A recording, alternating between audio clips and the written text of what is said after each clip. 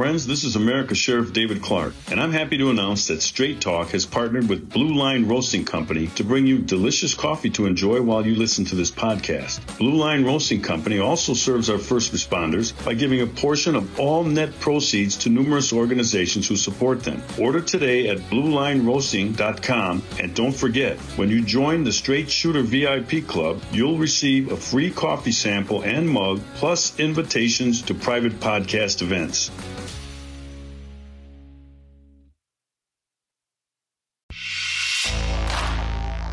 The kids had the lowest rates of catching COVID or dying from it. Yeah, but Dr. Fauci said close the schools. The hell with Dr. Fauci. In the U.S., schools were the first to close and the last to open. That is the opposite of what the paradigm should have been. You're listening to the Straight Talk Podcast. Thanks for joining me today. I am your host, Sheriff David Clarke.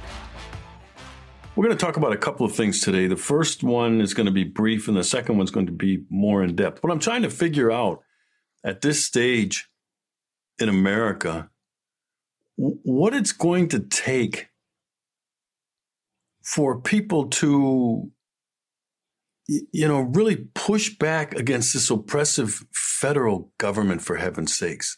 We've been conditioned into passivity. It's very difficult, to see some of this stuff go on, and there's no real outrage from the American people. This is stuff that the founding fathers would be aghast if they saw what was going on today in our relationship between we, the people, and our federal government. And I think the federal government takes advantage of that. They exploit it. They go, generally the American people, They don't get too upset about this relationship between us and them. And, it's almost like we're sleepwalking with some of the stuff that goes on. And I've talked in previous podcasts about the stuff that just doesn't make a difference, that people seem to be more interested in, like this Murtaugh trial, for heaven's sakes. You got to be kidding me. A good portion of this country was captivated by that. I wasn't. I didn't watch 1 minute of it. I couldn't avoid some of the news stories coming out because that's all anybody was talking about. Fox News had damn near around-the-clock coverage, live video broadcast from the trial. And then I see some of the other things that go on, and basically all we get is a shoulder shrug. I get a, "Oh, that's terrible. Did you hear about this?" And then we just turn the page. The first thing I want to talk about is this release by Speaker of the House, Kevin McCarthy, of all the January 6th evidence, all the video evidence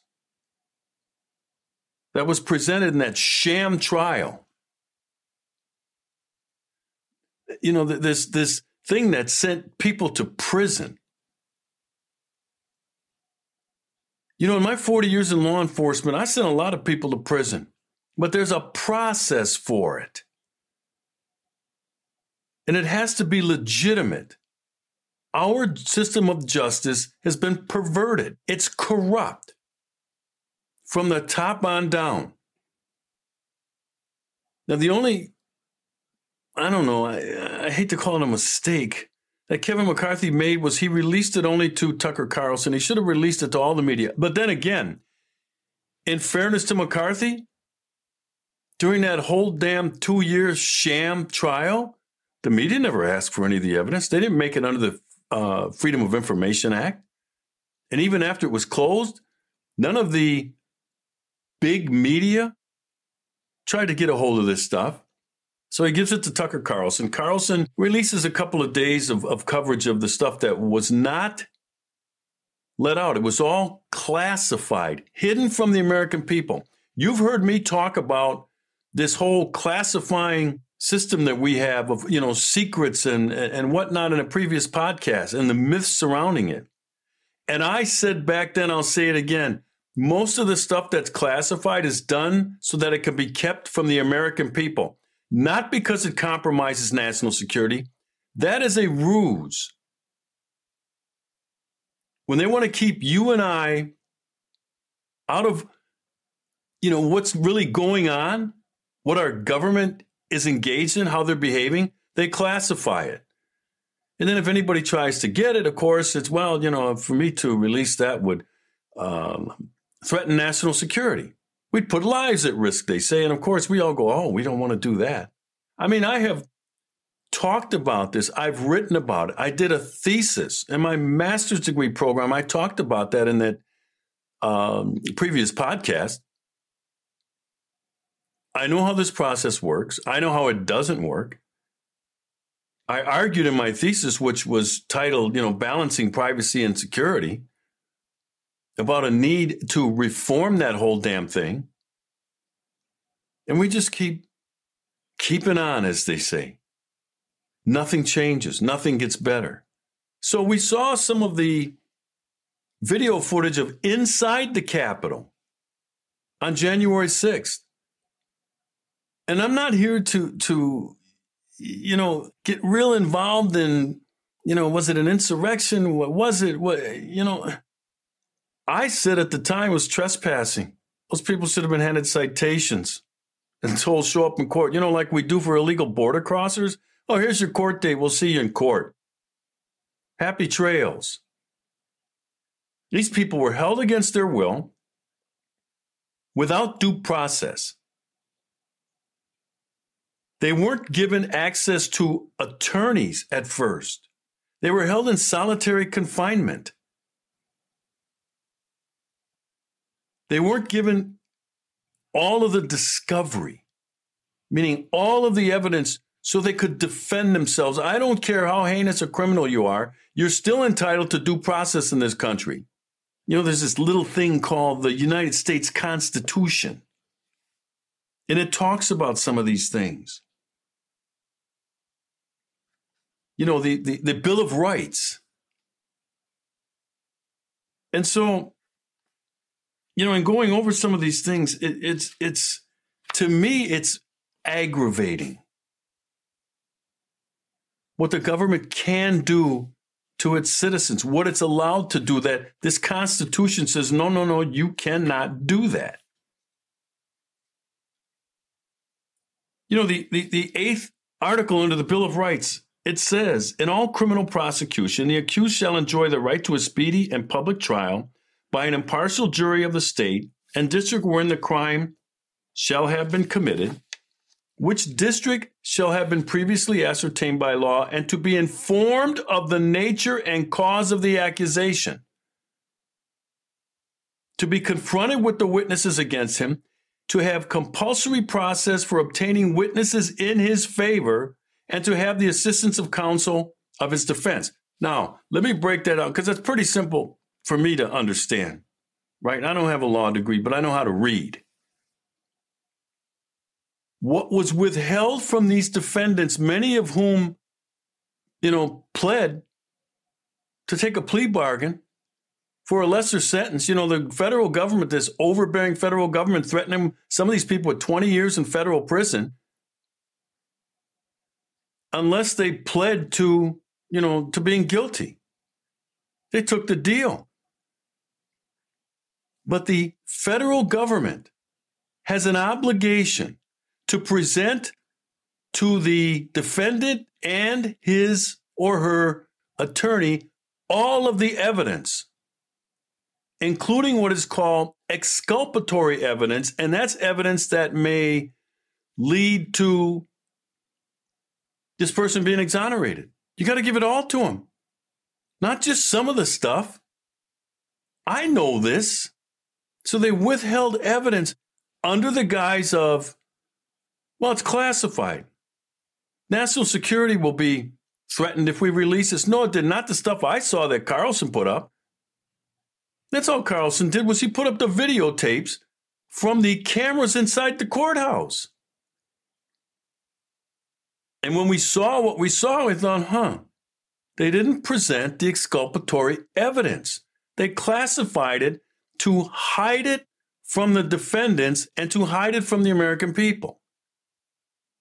And then they got caught. And by the way, the attorneys that prosecuted these guys, all should be written up for engaging in misconduct, prosecutorial misconduct, for not giving to the defense the exculpatory evidence that may have assisted them in their defense. They're obligated to do that. And they didn't do it. They hid behind the, well, that's classified information. So that's what we know now. Now it comes down to, can we find a federal judge that's going to look at this and go, wow, this is misconduct. And he should order, or she should order, the immediate release of those people pending new trials. Give them new trials. Here's what else happens in these circumstances. If there's something that's really going to threaten national security or expose an informant or something like that, that happens. I've had that happen in investigations I've had. You know what happens? The prosecutor says, well, we don't want to risk that by exposing this informant. We're not going to charge the case. That's what happens. They go, well, it's too big a threat. We're not going to charge it. That's what should have happened then. If they felt some of this information was such a security risk, they should have said, we're not charging these people because we don't want to threaten national security. Instead, they hid it and charged these guys anyway.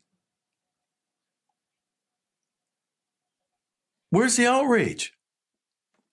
How come nobody's taking to the streets over this miscarriage of justice? And then you see how all of the establishment in Washington, D.C., aided by their ilk and the media, just came down on Tucker Carlson like a ton of bricks. Both Democrats and Republicans. That's what they do. They start to attack the messenger. All he did was show the videotapes. This is what they do. Both Democrats and Republican lawmakers came down on Carlson. What about defense of the First Amendment protection of the media? Well, that didn't matter now, according to the New York Times. Oh, Carlson, bad boy. What about First Amendment protection? You know, and this is, and we're watching this happen in real time, and we just kind of, well, let's see what's on Netflix tonight. I don't get it. I really don't. The country is under attack from within like never before. Bulldog TV and its community is leading the way to an open and honest media. Join Bulldog TV today by following Bulldog TV on Facebook and Truth Social. You talk about race, crime, and politics. Some folks lose sleep over this, but not me, because I sleep just fine on my Giza Dream Sheets and pillow from My Pillow, especially this new 2.0. If you haven't gotten yours yet, you are missing out. Just go to mypillow.com and use promo code Clarke, that's CLARKE, and save up to 66% off. The direct link is also available on my website, americasheriff.com. Get a great night's sleep so we can continue the fight. Next thing I want to talk about, and this is going to take a while, but it's going to take a while because, you know, like I said in my inaugural podcast, we're going to drill down deep into some of these things that just get a glossing over, you know, when they're first reported. Some of it doesn't even get reported at all. Some of this stuff is not sexy enough. There's no hair on fire rhetoric. There's no sky is falling rhetoric. Breaking news. I've sat by over the last couple of years watching the reports of misconduct by the Federal Bureau of Investigation. And after delving into this and reading Inspector General's reports and other news reports on this runaway, rogue, out of control bureaucracy, I have made the determination, and it's out there. I put it numerous times in my Twitter account at Sheriff Clarke, CLARKE. Go back and look it up if you want to. There's over 15,000 tweets there since I joined Twitter. You know what? I don't think I've ever taken a tweet down. When I say something, remember what I said in the inaugural podcast? When I say something, I mean it. I say what I mean what I say. I'm not taking it back. Because I think first, do I really want to say this? Is this the right way to say it? And then when I hit send, and I don't do that in knee-jerk fashion, I think about it, how it's worded, how can they attack this? I stand by it. I've said on Twitter, the FBI should be abolished. Ladies and gentlemen, that is strong language. That's radical. Abolishing the FBI. Yes, I think they should be abolished. They're out of control. They have no respect for the United States Constitution. They have no respect for your rights. This is they're not law enforcement. It's an investigative agency that can destroy your life. Make your life a living hell. And then what they do is, if you get indicted, you get caught in some sort of indictment, then they just bleed you to death. And most people run out of money, and so they end up taking a plea. I know that has happened. I know of people that has happened to. They just ran out of money and accepted a plea. But again, there's a process that's supposed to be followed. There's this little thing, again, we go back to this document, the United States Constitution, this agreement between we, the people, and our government that tells the federal government, here's limits on what you can do. And that's it, no more. So, we're basically talking about the Fourth Amendment. You know what the Fourth Amendment says. It's about search and seizure. It's very clear. It says, the right of the people to be secure in their persons, houses, papers, and effects against unreasonable searches and seizures shall not be violated, and no warrant shall issue, but upon probable cause supported by oath or affirmation, and particularly describing the places to be searched and the persons or things to be seized. That is very clear. That was very important to the Founding Fathers, to protect people and their homes, their persons, their places and effects against unreasonable searches. When a search is determined to be reasonable? With a warrant. And there's a process for that. So let's go all the way back to 9/11, because that's when a lot of this stuff started. The Congress, in their infinite wisdom, in their knee-jerk fashion, we got to do something. Oh, we have to do something. We don't want this to ever happen again. We got to do something now. And instead of waiting for emotion to settle down, to gathering all the information, figuring out what happened and what's the best way to move forward, they slapped together this thing called the Patriot Act, the USA Patriot Act. And like I said in my master's degree course from the United States Naval Academy Postgraduate School, I studied this stuff. I wrote on it, did research on it. I thought there was a bad idea. Why? It opened up avenues for government abuse. The intel agencies, the FBI, who dropped the ball, by the way, on 9/11, and I'm reminded of that every time I go to an airport, and I have to allow these people to search my carry-on and my checked baggage without a warrant. I just read you what the Fourth Amendment said. Now, there are some exceptions to the Fourth Amendment, but they're very clear. It's not searching everybody's baggage that comes through an airport under this, well, we don't want any 9/11 to happen. You missed it the first time, and then you blame the American people, and we got to pay the price. We can't bring water on board. We can't, through a checkpoint. We can't take our belongings through without you ripping through them to see what's in there. You haven't been accused of any predicate crime. You haven't been accused of being a potential hijacker. They're just doing it to everybody. And, we just let them do it. Why? Well, I got to get on a plane. I'm willing to give up my rights for a little security. And I hear people say that too. And every time I do, I want to slap them. well, if it prevents another hijacking, I think it's worth it. I'm not willing to give up my rights for that crap. There's this thing called consent. If you want to consent to it, fine. There's nothing in my history. And by the way, I have pre-check and all that other stuff, so they've done a background on me. I am low risk for hijacking a plane. We're not dealing with zero risk, low risk. You can let those people through. So again, we have this Patriot Act that allows the government, because they said, well, we could have prevented 9/11 if we could have gotten through this this information quicker on foreign nationals. Okay, let's have a discussion about that. Foreign nationals, it said, looking in their phones, their text messages, whatever, without a warrant. I won't argue too much about that, but it's a slippery slope, and I'm going to get into why. I'm going to give you examples of why, because when I make the claim the FBI should be abolished, I better give damn good reason for it. And I will. So the Patriot Act expires. There were some civil liberty groups that were against the Patriot Act.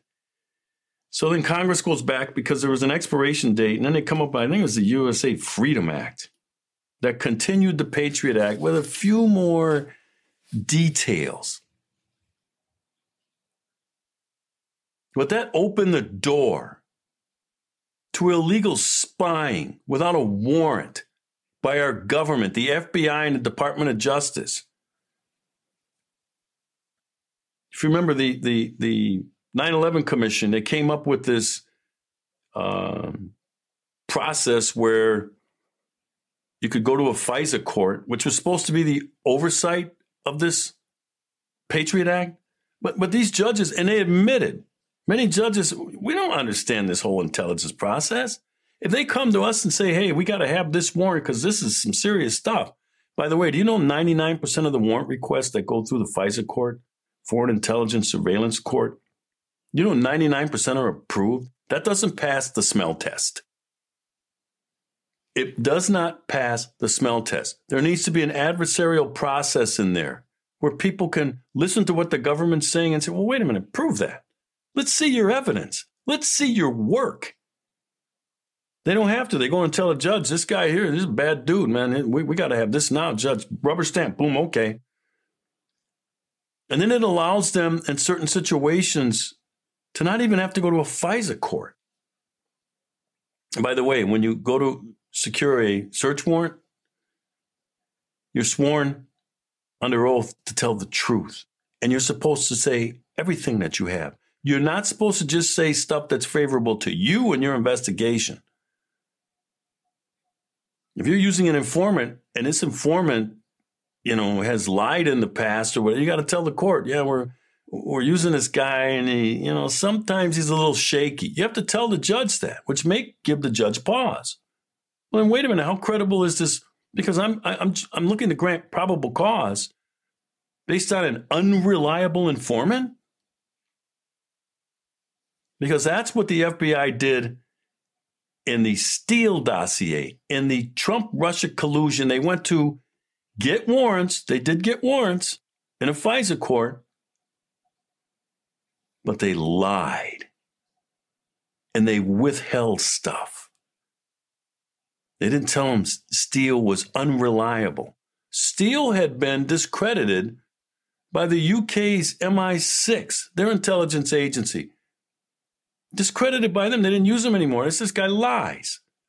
And so the FBI, knowing that, is going to use him as a credible information, as a credible source. So it goes beyond the terrorist aspect of this FBI spying, which was supposed to be on foreign nationals, not Americans. But then all of a sudden it bled into spying on Americans, illegal spying on Americans without a warrant. Fishing expeditions, they call it. You know how you just cast a line into the water and let's see what we can catch. Let's see what we can find. We don't really have a crime here. But let's see, maybe this person's up to something else, like maybe they're having an illicit affair on their wife. Or maybe they're looking at porn sites. And then we can kind of arm twist. If we want to use this person as a witness, and we can threaten him. And that's the kind of stuff that was going on. That is going on, ladies and gentlemen. And we're okay with this? Seriously? So here's the first piece of evidence I want to present in this determination I've made to abolish the FBI. This is from theintercept.com. By abusing the NSA's mass surveillance data, the FBI may have violated the rights of millions of Americans, a federal judge ruled. The Foreign Intelligence Surveillance Court found that the FBI may have violated the rights of potentially millions of Americans, including its own agents and informants, by improperly searching through information obtained by the NSA's mass surveillance program. To longtime critics of the government's mass surveillance program, the FBI's abuses are confirmation that the federal law enforcement agents are combing through the communications of Americans without warrants in violation of Fourth Amendment protections against unreasonable searches and seizures. The ruling concerns the FBI's ability to access communications obtained through the NSA's mass surveillance program, the existence of which was revealed in documents provided by whistleblower Edward Snowden. Critics of Snowden's decision to leak classified NSA documents noted at the time that safeguards existed to prevent Americans' communications from being searched improperly. The declassified FISA court ruling, however, shows few safeguards existed at all. See, hit it under classified as secret. This is what I mean about this process, when they want to hide what they're doing from the American people, because not only is it embarrassing, but it's illegal, they classify it. So the only way we know about this is because this stuff was declassified. Here's what else the story says.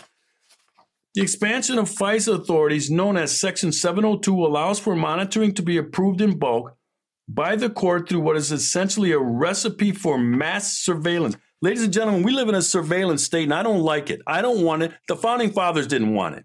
Nobody approved this. Back to the story. This surveillance cannot legally target Americans. Let me say that again.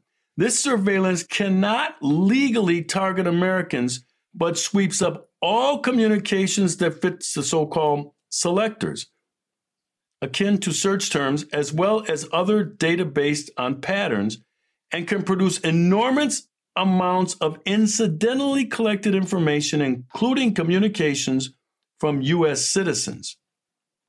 The data is then stored and can be later searched by government agencies. So they save this stuff.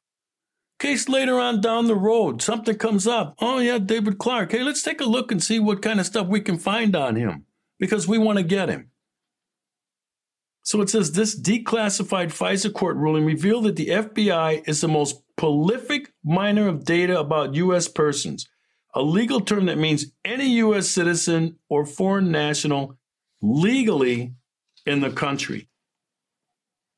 So these are called backdoor searches. And in 2017, the FBI, listen to this.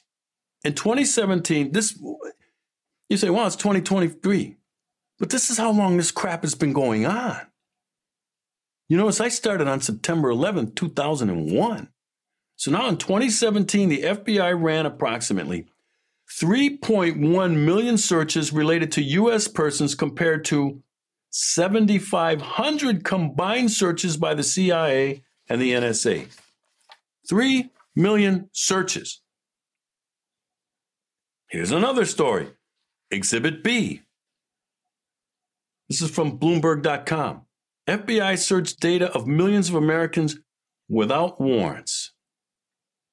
Surge came as Bureau sought to curb a wave of hacking attacks. ACLU calls it an invasion of privacy on an enormous scale. The FBI searched emails, texts, and other electronic communications of as many as 3.4 million U.S. residents without a warrant for over a year. Exhibit C. This is from Newsweek.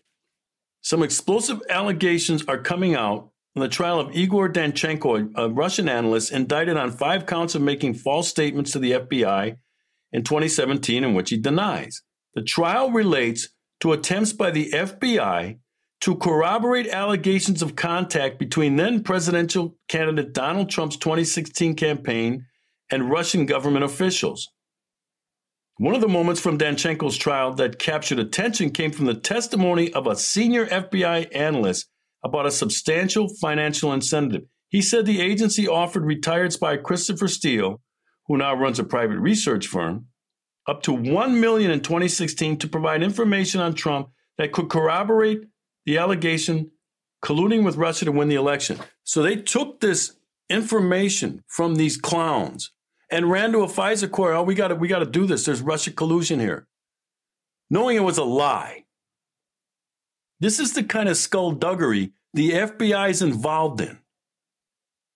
We'll talk about January 6th being a threat to democracy. What went on in the FBI during the 2016 election was a soft coup.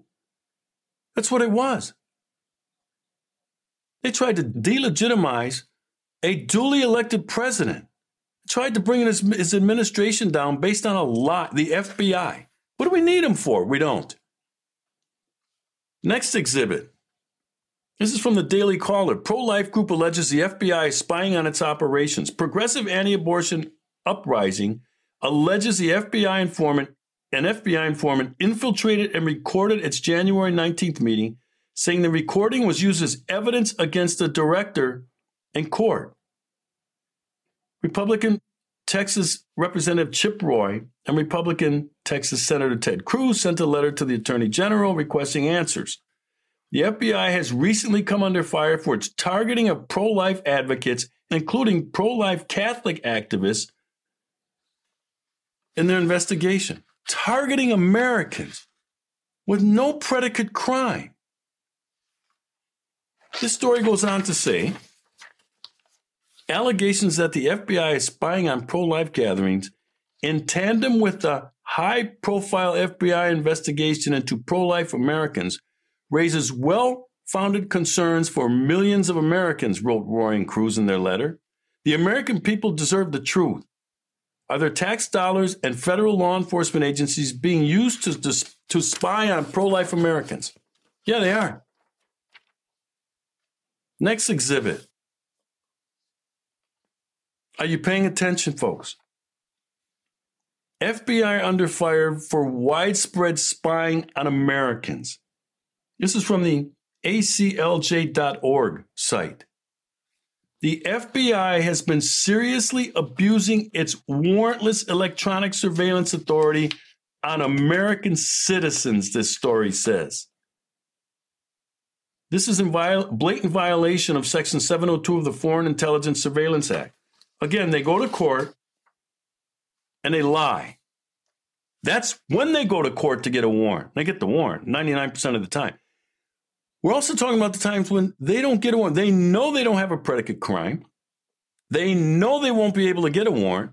And so they just illegally spy on Americans. Next exhibit. This is from the Federalist. New FISA court opinion reveals more illegal FBI spying on Americans. Ladies and gentlemen, this is serious stuff. Spying on Americans, our federal government, in violation of what the founding fathers wanted when they drew up the Constitution and why they created the Fourth Amendment. No searches and seizures without a warrant. The FBI doesn't care. That's why I call them an out-of-control rogue agency. We don't need it. We don't need somebody that has that vast authority and awesome power to be rogue and corrupt. It's dangerous. And I'm going to get into a little bit why this agency cannot be reformed. Because I'm tired, ladies and gentlemen, of people prefacing what they're going to say. You hear it in the media all the time. Well, we're not talking about the whole FBI. There's many fine agents. No. It's the turd in the punch bowl theory. Just because you take out the turd doesn't mean the punch is drinkable. Would you drink from it just because the turd was taken out. You can't just take a few people out here and nothing happens to these people anyway. Nothing ever happens to them. After they're caught, all the spying that's caught, nothing ever happens. They're never disciplined. They're never charged with violating somebody's constitutional rights, and we don't know about it. Operating in secrecy. These people act like brown shirts. The FBI, it's America's version of the brown shirts, the Stasi, for heaven's sakes. And that's why I said they need to be abolished. You can't fix this. You couldn't fix the brown shirts or the Stasi. They had to be disbanded. You don't fire a few people. So this article here, again, the Federalist, the court outlined how the FBI repeatedly violated restrictions intending to protect Americans' privacy by spying on Americans without having a legitimate law enforcement or counterintelligence process. Further, the FBI failed to keep adequate records as required by law to allow the court to review and hold the FBI accountable for these abuses. Why do you think they didn't file reports? They didn't want anybody to know. Why do you think they classify this stuff? They don't want you to know how they're behaving, that it's unacceptable and it's illegal. It's corrupt. So you go through this. The FBI hid illegal surveillance by failing to keep records. The FBI violated guidance from its own Office of Counsel General over and over and over again. And nothing happens. Nothing ever happens. FBI, there's supposed to be oversight of these federal agencies, all of them. And that's Congress. But the problem, and I detail this in my thesis, the problem is these congressional members, they don't know what questions to ask. They don't know a lot about the process. If you don't ask the right question, you're not going to get the right answer from the FBI. And they know that. They're very clever. And if you get close to asking the right question, you know what the response from the FBI is? Well, that's classified. I can't reveal that because national security is at stake. And everybody backs off because nobody wants to be involved in that, right? No congressperson wants to be accused or responsible for some national security disaster because of something that they asked for or something that they leaked. They run like their hair is on fire as soon as that statement is made. Well, that's classified. So, there's this position called the Inspector General. And they're supposed to be a watchdog too. And they're supposed to inspect. That's why they're called the Inspector General on what the FBI is doing. And this Inspector General, Horowitz is his name. I've heard him testify on the Hill. And he testifies to some of these abuses. So again, here's something from the USA Today. Inspector General report on FBI's FISA abuse tells us one thing. We need radical reform. Now, I disagree with that title because you cannot reform this corrupt agency. You got to get rid of it. Unplug it. I don't care if you want to rebuild it, but you can't reform it. These people are all tainted. It's a culture within the FBI. It's a culture of corruption. And so you can't leave anybody there. It's kind of like, when you're taking out cancer, you don't just go right at the tumor. You got to take the tissue out around it just in case it's spread and you can't see it. You got to get rid of more than just the tumor. The same with tooth decay. You don't just take the cavity out. You got to sometimes take part of the good tooth out to make sure you got it all. So that's why I said you can't leave anything in place in the FBI and just think if you change director. And by the way, Christopher Wray, remember, I'm straight with you. He's nominated by Donald Trump, one of Donald Trump's failures. Some of the people he appointed. Christopher Wray needs to go. But then again, the whole agency needs to go. Because he's supposed to fix this stuff. And he keeps promising Congress, he goes to the Hill, and we put in some new reforms and, some that. Nothing happened. The Inspector General has reported before Congress that the recommendations he made 2 years ago are still not in place. So see what I mean? This whole thing's a game, but it's a dangerous game. So here it says, In a bombshell report yesterday, the Justice Department Inspector General found that the FBI made fundamental errors and persistently deceived a secret court to authorize surveilling a 2016 Trump presidential campaign official. Persistently deceived. That's called lying, ladies and gentlemen. When you go to the FISA court, it's under oath. You lied under oath. That's perjury. That's a felony. McCabe lied. Higher ups in the FBI. In this Trump collusion, McCabe lied. Peter Strzok lied. Lisa Page was involved in it. Remember their plan B in case Trump won? That's why I call this a soft coup. This is the FBI. You trust these people?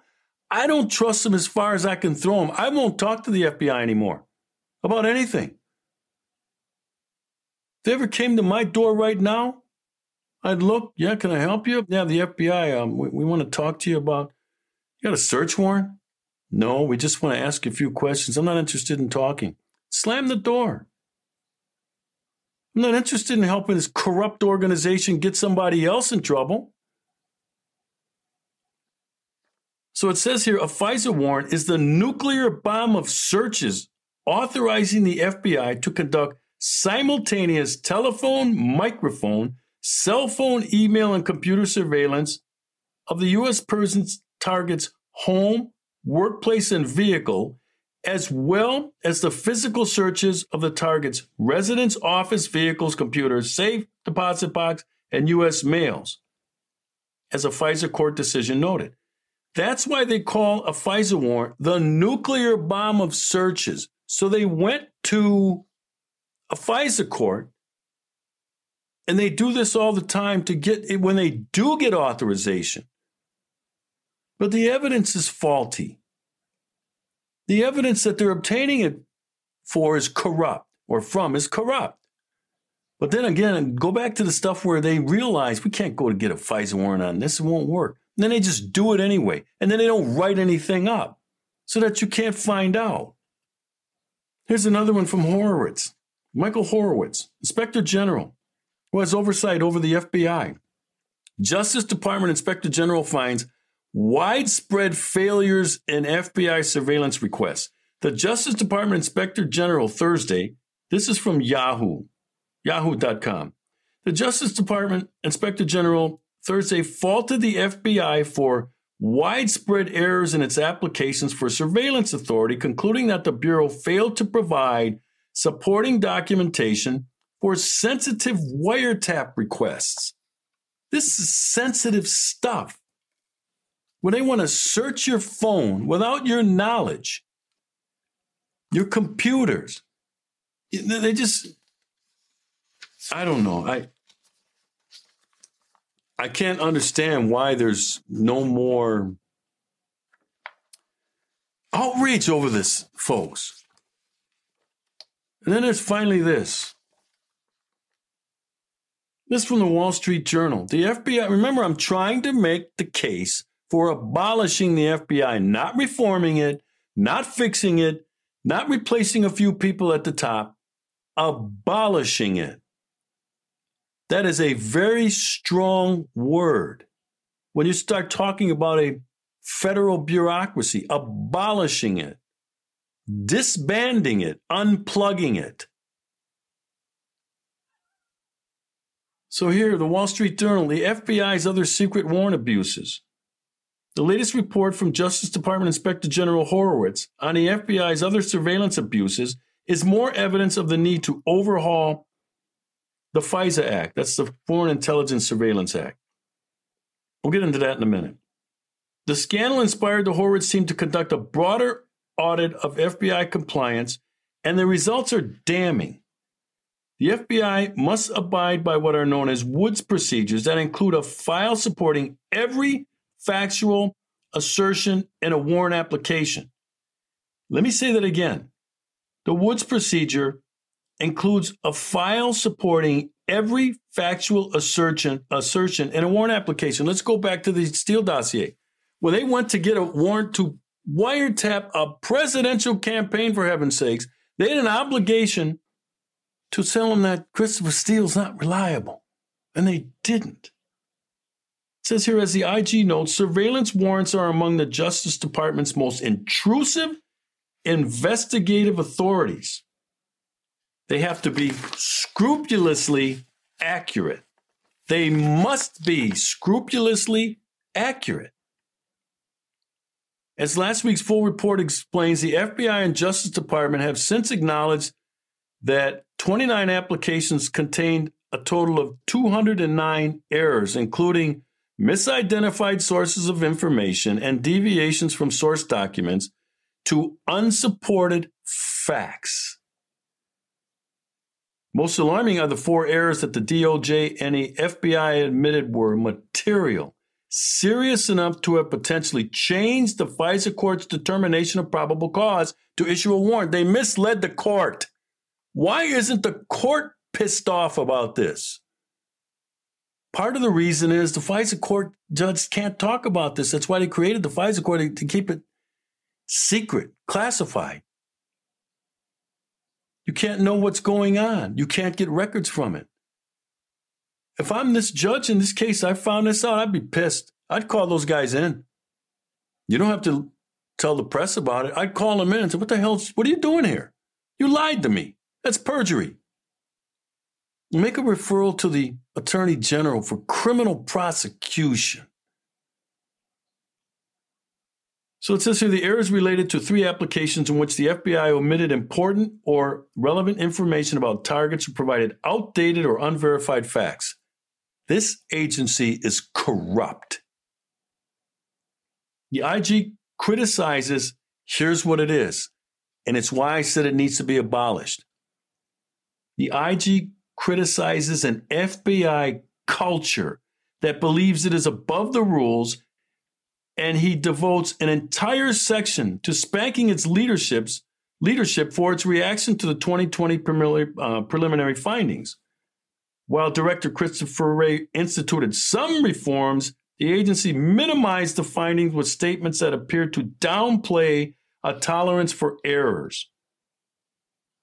No one has taken responsibility, including Mr. Foray, on whose watch many of these mistakes happen. He has proposed more reforms to the very Woods reforms instituted 20 years ago to improve FBI behavior. 20 years ago, they tried to improve FBI behavior. It didn't work. You know why? This is the way this corrupt organization behaves. It's a culture. Stories is introducing the Constitution's independent Article 3 judges into intelligence collection in the executive branch was always a mistake. As we wrote, meaning the Wall Street Journal editorial wrote, as we wrote in the 1970s, the system dilutes accountability for wiretaps, letting the court and FBI blame each other for mistakes and political abuses like those in 2016. This whole system, our entire justice system, is perverted and it's corrupt. So what has happened in the past? This is my closing argument. Back in the 1970s, it was determined that our intelligence agencies, including the FBI, the CIA, the NSA, were engaging in unlawful and illegal behavior. So they put together this, what they call the church, after Frank Church, who was a senator. I think it's from Idaho. In the 1970s, mid-70s, 75, he led a Senate committee formed to investigate allegations of U.S. government spying on its own citizens. This is not new, what's happening today. We keep ending up back here, which is why I said no reform is going to work. It hasn't worked in 50 years. What makes anybody think reform is going to work now?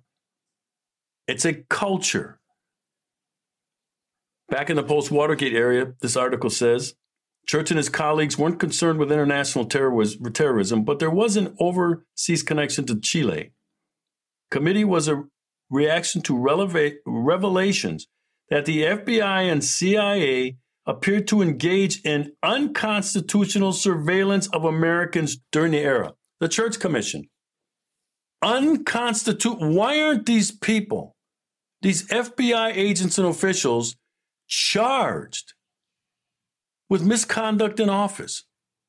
Civil rights violations. These are civil rights violations. They're real quick to take some cop who shoots a black guy and charge them with civil rights violations, but not federal government officials. No one's ever held accountable. Maybe some low-level person is. You'll see that once in a while. Someone that uses cannon fodder. So this thing here during this Church Commission, part of Hirsch's report also details what appeared to be illegal spying operations on thousands of Americans by their own government. So the point with the Church Commission, by the way, it was the Church Commission that created the Foreign Intelligence Surveillance Act. Revelations in the Church Committee report included the early existence of NSA surveillance programs that dated back to the Truman administration and the Vietnam War. Project Shamrock started in 1947, and it allowed the government to copy telegrams sent overseas without obtaining warrants. Remember I said it's a slippery slope and why the USA Patriot Act and the Freedom Act were mistakes? Those are slippery slopes. Well, we want to prevent terrorism. Then why the hell are they spying on American citizens? That had nothing to do with terror, not even anything to do with crime. You see how we let them get away with that crap? Well, we want to stop crime. We want to stop terrorism. No, you want to abuse American citizens' rights. So anyway, this Project Shamrock allowed the government to copy telegrams sent overseas without obtaining warrants. 5 years later, Truman formally established a national security agency to handle such efforts. In the 1960s, see, anytime they create some government reform or act or bureau, whatever, it's an expansion of government, and we don't need it. So it says, going back here in the 1960s, the NSA started another operation, Project Minaret, to monitor the communications of watch-listed individuals without a warrant.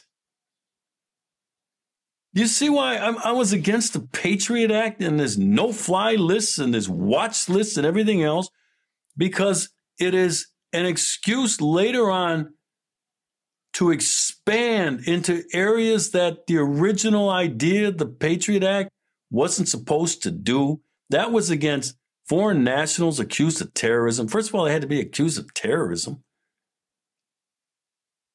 So anyway, they started another operation, Project Minaret, to monitor the communication of watch-listed individuals without a warrant. People on the watch list included those who attended public protests about the Vietnam War, such as Muhammad Ali, Dr. Martin Luther King, and even Senator Frank Church. Unbelievable. The Church Commission. We don't need another Church Commission. If we have any FBI hearings before Congress, congressional committees, that's the oversight. The only reason they should gather is to figure out how to dissolve this out-of-control, corrupt agency. They're not accountable to anyone.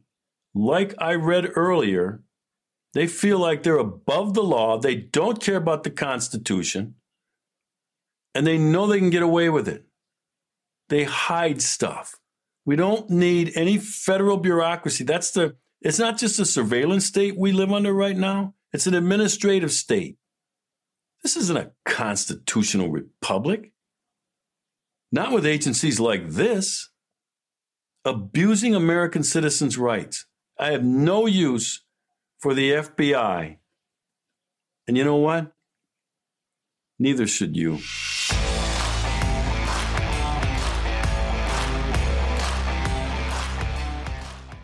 Attention, Patriots.